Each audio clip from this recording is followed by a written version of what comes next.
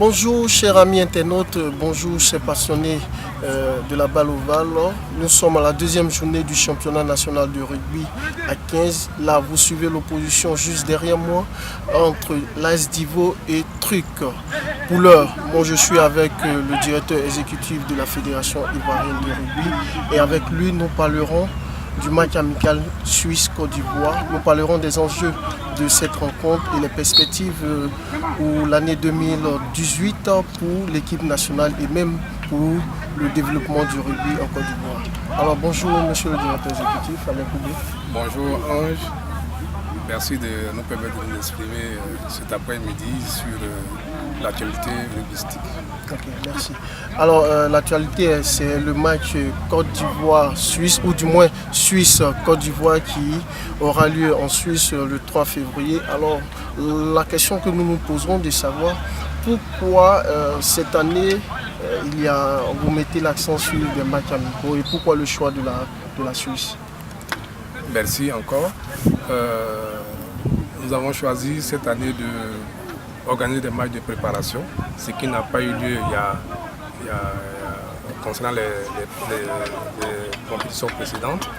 Mais cette année, nous avons décidé de faire des matchs de préparation pour évidemment préparer la Silver Cup qui aura lieu au mois de juillet.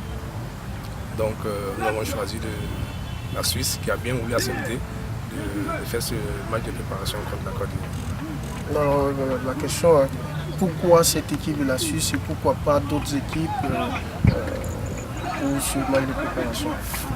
Vous savez que pour cette Silver Cup, nous allons rencontrer cette année des équipes qui viennent dont l'équipe concernant le Sénégal et l'Algérie. Le Sénégal qui vient du groupe A et l'Algérie qui aujourd'hui n'est plus à présenter vu les résultats qu'on enregistre en ce moment. Donc nous avons pour cela, nous sommes obligés de bien nous préparer. Et c'est comme ça que nous avons choisi la Suisse qui a accepté de compétir contre nous. La Suisse est un pays qui aussi où il y a du rugby et la Suisse occupe le 32e rang mondial. Donc nous sommes 51 mondial. Donc pour nous, il est question de nous mesurer à des équipes beaucoup plus fortes pour jauger notre niveau. Alors cette préparation avec la liste qui a été publiée récemment par le sélectionneur, cette préparation se fait exclusivement qu'avec les joueurs évoluant en Europe. Oui, c'est fait à dessein. En fait, vous savez que notre équipe nationale senior est composée à 90% des joueurs expatriés, ce qui veut dire qu'on ne néglige pas les locaux. Donc pour cette première étape, nous avons choisi de présélectionner uniquement ceux qui évoluent en Europe pour une question budgétaire et aussi pour une question stratégique. Et ça nous permet d'avoir un grand nombre de jeunes qui jouent en Europe. Vous avez vu qu'on a présélectionné 32, alors qu'il y a seulement 15 qui doivent jouer ou au maximum 23 qui doivent jouer. Et c'est fait à dessein, c'est juste pour permettre dans la possibilité de voir d'autres jeunes qui arrivent, qui pouvoir participer à cette compétition. Alors, concernant les locaux, évidemment, nous avons en vue une préparation aussi pour les locaux qui va se dérouler au mois de juin contre le Gabon.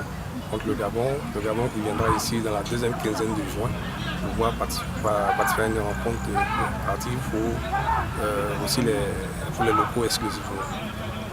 D'accord.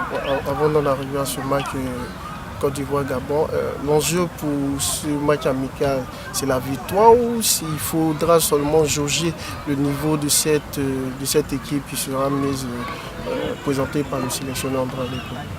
Oui, bon, je vais dire, dans un premier temps, c'est le niveau, mais ça nous permettra aussi de voir en situation de jeu les jeunes joueurs que nous avons présélectionnés et évidemment à terme avoir une équipe compétitive. C'est vrai que si ce match est accompagné d'un résultat positif, ce sera bon à prendre.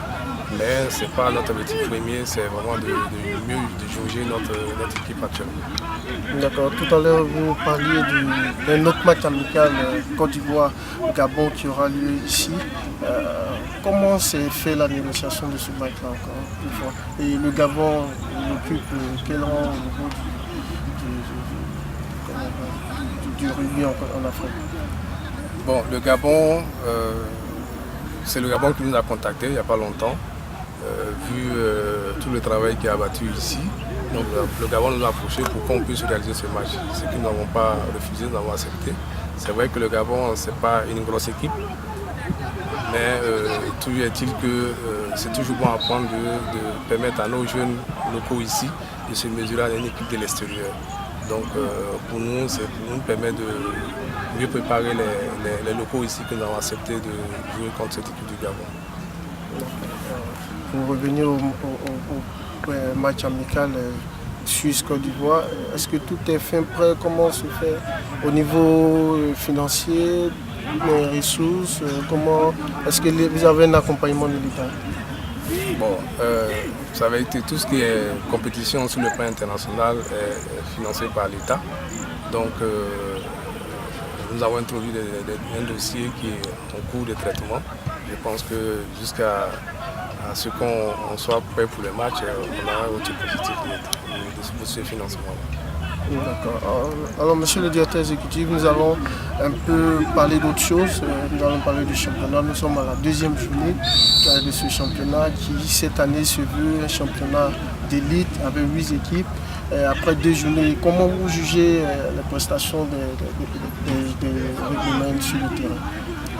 Oui, donc cette année, comme vous dites si bien, nous avons un championnat à première division et nous avons un championnat de deuxième division. Donc celui de la première division est composé de 8 équipes, donc 8 équipes qui font partie de l'élite.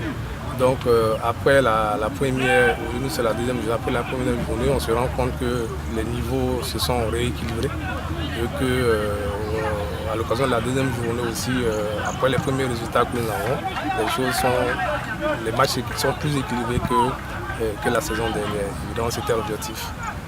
D'accord. En tout cas, merci beaucoup, monsieur le directeur exécutif. Votre dernier mot avant qu'on ne se laisse?